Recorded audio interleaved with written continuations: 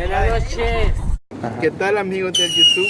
En esta ocasión vamos a ver cómo prender una fogata en el mar. Casera. Te quedaste sin fósforo y estabas reventando sí, cohetes. es como una forma alterna, si se te acaba la caja de fósforo al encendedor.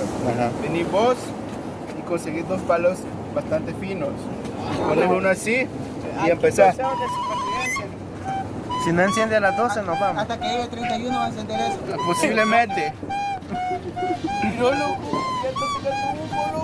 Una hora después. Bitácora de la semana número 44. El experimento Pescados crudos. lleva un 50%. Están adentro. Bitácora de la semana número 184. El experimento fue todo un éxito. No lo intenten en casa, por favor.